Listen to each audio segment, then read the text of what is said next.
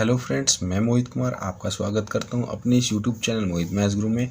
आज जो हम सीखने जा रहे हैं वो है चैप्टर कोरिलेशन एनालिसिस, जिसका पार्ट 4 करने जा रहे हैं। इस पार्ट 4 के अंदर हम कॉन्टिन्यूस सीरीज़ का इस्तेमाल करेंगे। इससे पहले हमने इंडिविजुअल सीरीज से रिलेटेड क्वेश्चन लिए थे एक्स और वाई, जो पार्ट 1, 2, 3 में किया था। तो इसलिए हमने पार्ट 4 से पहले पार्ट 1, 2, 3 जरूर देखना है, जिससे आपको पार्ट 4 समझ आ पाएगा। तो उसका लिंक मैंने वीडियो के नीचे डिस्क्रिप्शन कर रखा है। इंडिविजुअल सीरीज़ में ऐसा हुआ करता था, एक्स और वाई आपको इंडिविजुअल 2 वैल्यू दे रखी होती थी। इस बार आपको जो हम क्वेश्चन करने जा रहे हैं, इस बार इंडिविजुअल सीरीज़ ना दे करके आपको यहाँ पे एज दिया जो क्लास इंटरवल है, और आपको नंबर ऑफ स्टूडेंट दिया, रेगुलर प्लेयर दिए। इन तीनों चीज़ों से आपको एक्स और वाई फाइंड करना है। सबसे पहले क्वेश्चन वैसे ही सॉल्व होगा जैसे आपने वहाँ सीखा था, बस आपको पहले इससे एक्स और वाई फाइंड करना है। तो क्वेश्चन हमारा जो बता रहा है, from the following table find the correlation between age and playing habit. मतलब हमको जो कोरिलेशन निकालना है एज और प्लेइंग हैबिट में निकालना है। तो एज हमारी क्या है, ये है, इससे हमारा इसका मतलब एक्स बनने वाला है। और प्लेइंग हैबिट जो है वो नंबर ऑफ स्टूडेंट और रेगुलर प्लेयर, तो ये हमारे प्लेयर और हमारे नंबर ऑफ स्टूडेंट से क्या बनेगा, वाई बनेगा। तो सबसे पहले हम इससे एक्स बनाते हैं। सबसे पहले एज से हमें क्या निकालना है, मिड पॉइंट निकालना है। तो हमारा एज से क्या बनने वाला है, इसमें सबसे पहले मिड पॉइंट, जिसको हम डिनोट करेंगे किससे, एक्स से। तो कैसे निकलेगा मिड पॉइंट, दोनों नंबर को प्लस करो, 2 से डिवाइड करो। 15 + 16 होता है 31, और 31 का जो हाफ हो गया 2 से डिवाइड करने पर 15.5। नेक्स्ट फिर 16 और 17 को ऐड करेंगे तो आएगा 33, और 33 का हाफ करेंगे तो आएगा 16.5। ऐसे आप सबका करेंगे तो आपका टाइम लगेगा। इससे बेटर है आप इनमें गैप देख लीजिए कितने का, 1 का गैप है, तो सब में 1 1 ऐड करती जाइए। तो अगला नेक्स्ट नंबर जो आएगा 17.5 आएगा इन दोनों के बीच का। उसके बाद इन दोनों के बीच का जो आएगा वो 18.5 आएगा। इसके बाद नेक्स्ट नंबर जो है हमारा 19 और 20 के बीच का 19.5 आएगा। उसके बाद नेक्स्ट नंबर 20 से 21 के बीच का आएगा 20.5। तो हमारा एक्स ऐसे निकलेगा हमेशा जब भी क्या आएगा, आपका एज दिया होगा आपको क्लास इंटरवल में। अगर आपको हो सकता है क्वेश्चन में एज ऐसे भी दिया हो, खाली सीधा 15, 16, 17, 18, 19, 20, तो हम सीधा यहाँ पे वो एक्स ही मान लेंगे उसको हम लोग। हमें नंबर ऑफ स्टूडेंट और रेगुलर प्लेयर हमें दिए हैं, वो आप अब उसमें टेबल में दोनों में इंक्लूड कर लेंगे। अब जो वाई निकलेगा वो इन दोनों से निकलेगा, रेगुलर प्लेयर और नंबर ऑफ स्टूडेंट से कैसे निकलेगा, यहाँ पे हम परसेंटेज निकाल लेंगे उन प्लेयर की,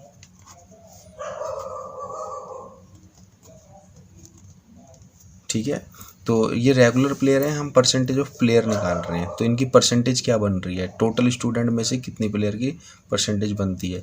तो हम क्या करेंगे, 150 को 200 से डिवाइड करेंगे और इंटू 100 कर देंगे। परसेंटेज का फॉर्मूला यही होता है हमारा। परसेंटेज ऑफ प्लेयर का फॉर्मूले का देखो कैसे करेंगे, percentage of players equal to regular player जो हैं, रेगुलर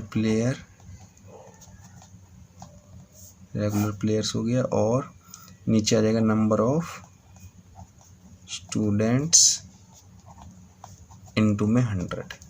तो मैं पहला इसको सॉल्व करके दिखा देता हूँ। 150 को 200 से डिवाइड करना है। 150 हमारे रेगुलर प्लेयर हैं, टोटल 200 थे, और उसमें से 100% निकालना है हमको। तो परसेंटेज जब सॉल्व करेंगे तो ये 0 से 0 कैंसिल आउट, 2 से डिवाइड कर देंगे तो 75% हमारा आ गया नंबर ऑफ प्लेयर। तो यहाँ पे परसेंटेज की जो वैल्यू आई वाई 75, और ये हमारा किससे डिनोट होगा, वाई से। तो एक्स हमारा मिड पॉइंट से निकला और परसेंटेज ऑफ प्लेयर से हमारा वाई निकलेगा। तो इसी प्रकार सबका निकालेंगे। 162 को 270 से डिवाइड करेंगे और 100 से मल्टीप्लाई। हम लोग इनका निकाल लेते हैं। 162 को 162 डिवाइड में कितना है, 270, तो ये परसेंटेज निकाल दिए, आ गया 60। तो इसका मतलब इसको सॉल्व करने पर कितना आया, 60। नेक्स्ट ऐसी 170 को 340 से डिवाइड करेंगे इंटू 100। तो 170 लेंगे सबसे पहले, 170 डिवाइड में 340 और परसेंटेज, तो यह है हमारा 50। सेम ऐसी और निकाल लेंगे। 80 को 360 से डिवाइड करके इंटू 100 करेंगे, तो ये हो गया 180 डिवाइड में 360 और परसेंटेज, ये आंसर आ गया 50। तो हमारे यहाँ पे आ जाएगा 50। सेम 180 को 400 से करना है और इंटू 100, तो यहाँ पे ले लेंगे 180 डिवाइड में 400 और परसेंटेज, तो ये आ गया 45। तो यहाँ ले लेंगे 45। फिर 120 को 200 से डिवाइड करेंगे, 100 से मल्टीप्लाई करेंगे तो ये आ जाएगा 120 डिवाइड 200 और परसेंटेज, तो ये आ गया 60। तो हमारा एक्स और वाई यहाँ निकल जाएगा। ये वो क्वेश्चन की टाइप बन गई जैसे हमें क्वेश्चन में एक्स और वाई गिवन होता था, जैसे हमने direct method, assuming method, arithmetic mean use किया था, वैसा क्वेश्चन हमारा तैयार हो गया। एक्स निकाल लिया और हमने वाई निकाल लिया। तो यहाँ पे हमें डायरेक्ट एक्स और वाई गिवन नहीं होता, हमें निकालना पड़ता है। एक्स हमने मिड पॉइंट से निकाला था और नंबर ऑफ स्टूडेंट वगैरह प्लेयर से हमने परसेंटेज ऑफ प्लेयर निकाल करके वाई निकाला। अब हम इस सेम क्वेश्चन को इसका आगे कैसे प्रोसेस करें। अब हम लोग इस क्वेश्चन को या तो डायरेक्ट मेथड से करें, डायरेक्ट मेथड से करते हैं तो ये एक्स और वाई देखो कितना टफ पड़ता है। एक्स स्क्वायर करने में पॉइंट में आपको प्रॉब्लम होगी, वाई का स्क्वायर करने में, पर आंसर आपका वही आएगा। यहाँ डायरेक्ट मेथड में बहुत छोटे छोटे नंबर हुआ करते हैं तो डायरेक्ट मेथड इजी होता है। अब यहाँ पे इतने बड़े बड़े नंबर हैं, इसके लिए मेथड आपका टफ पड़ेगा, पर आंसर आपका ज़रूर आ जाएगा। अब अगर हम अरिथमेटिक मीन की मेथड की बात करें तो यहाँ पे हमें मेथड में मीन निकालना है, यहाँ भी पॉइंट में, और यहाँ पे बड़े बड़े नंबर में प्रॉब्लम होगी तो सारे नंबर जो ऐड करने पड़ेंगे, उसके बाद आपको डिवाइड करना पड़ेगा n से, तो यहाँ भी प्रोसेस लंबा पड़ेगा। तो हम इसको अरिथमेटिक मीन से भी ना करें तो बढ़िया है, आंसर उससे भी आ जाएगा। अब एज्यूम मीन से बात करें इस क्वेश्चन को सॉल्व करने की, तो एज्यूम मीन में हम लोग यहाँ पे कोई भी नंबर अपनी मर्जी से लेट करके माइनस कर देते थे, यहाँ पे x माइनस एक्स से करके, और अरिथमेटिक मीन में मीन निकालना पड़ता है। तो यहाँ पे हम लोगों के लिए बेटर है कि यहाँ से कोई भी नंबर ले करके माइनस कर दो, या कोई और नंबर भी ले सकते हैं। यहाँ पे भी ऐसे ही कोई और नंबर ले लो, या इसी में से कोई भी एज्यूम मीन मान लो और माइनस कर दो। तो इसके लिए हमें ना मीन निकालने की जरूरत पड़ेगी। तो बेटर है इतने बड़े क्वेश्चन में, इतनी बड़ी वैल्यू के अंदर आप क्या यूज़ करें, एज्यूम मीन मेथड यूज़ करें। वैसे तीनों से आप सोल्व कर सकते हैं, तीनों से आंसर सेम आएगा, बस इसको ईजिली सोल्व करने के लिए सबसे बेटर है बड़ी वैल्यू के अंदर एज्यूम मीन मेथड का यूज़ किया जाए। अब इसमें हम एज्यूम मीन मेथड का यूज़ कर रहे हैं। तो सबसे पहले x दिया है, इसके अंदर हमें क्या निकालना होता है, dx। कैसे निकलता है, x माइनस एक्स ए। तो x ही रहेगा हमारे क्वेश्चन में। a एज्यूम करना है इसमें से कर सकते हो, अपनी तरफ से भी कर सकते हो। ये पॉइंट में इसलिए हम अपनी तरफ से ले लेते हैं, इनके बीच का 18.5 17.5 के बीच में लगभग 18 आ रहा, तो 18 ले लेते हैं हम लोग। पॉइंट से बेटर है कोई नंबर और ले लो उसकी जगह। तो इसको माइनस कर लेते सबसे 18 में से, तो इसको 15.5 में से 18 माइनस करेंगे तो आएगा माइनस का 2.5।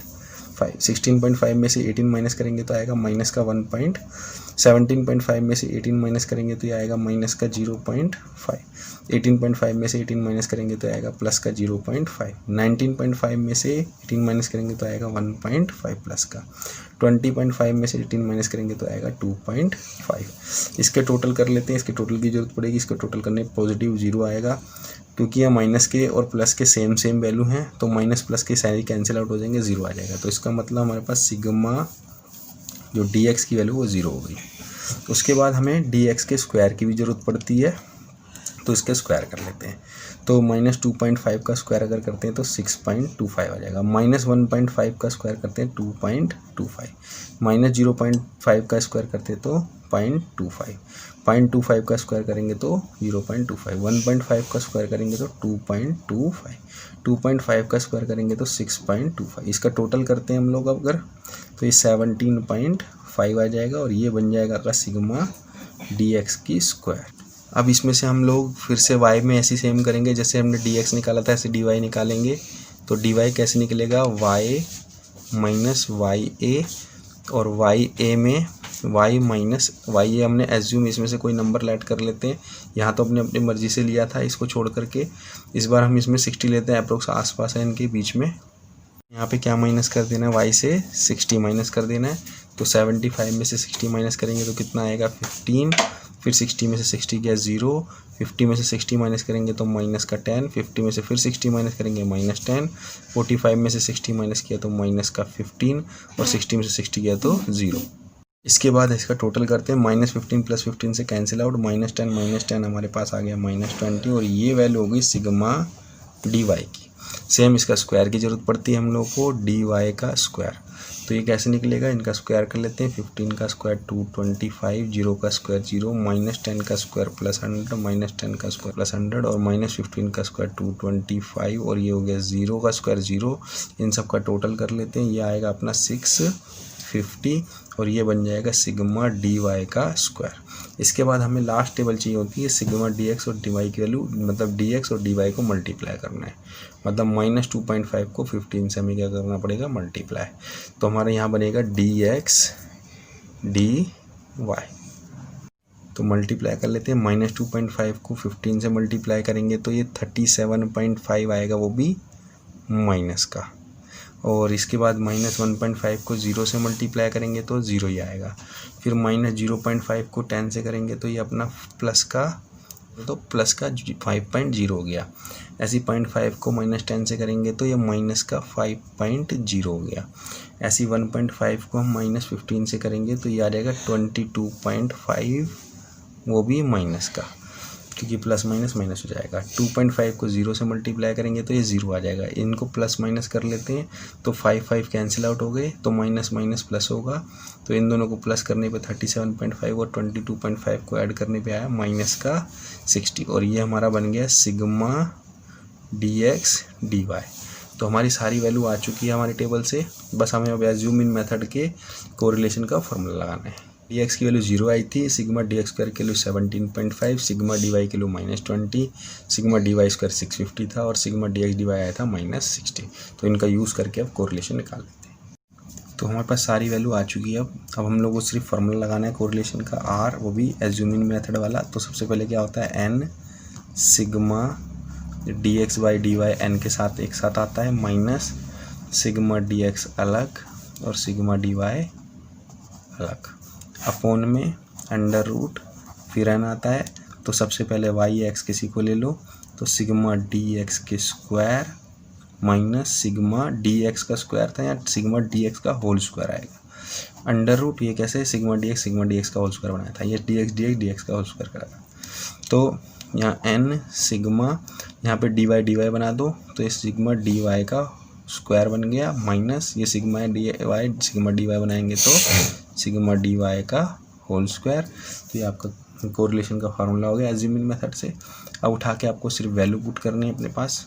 तो सबसे पहले एन अपने पास कितना है क्वेश्चन में, 6, sigma D X D Y की वैल्यू थी -60, माइनस सिग्मा डी एक्स की वैल्यू थी 0, सिग्मा डी वाई की वैल्यू है -20, अपॉन में फिर अंडर रूट, एन की वैल्यू है 6, sigma D X square is 17.5, minus sigma D X का होल स्क्वायर मतलब 0 का होल स्क्वायर, रूट एन हमारे पास फिर से 6, sigma D Y square is 650, minus sigma D Y का होल स्क्वायर मतलब -20 का होल स्क्वायर रूट में। तो इसको सॉल्व कर देते हैं।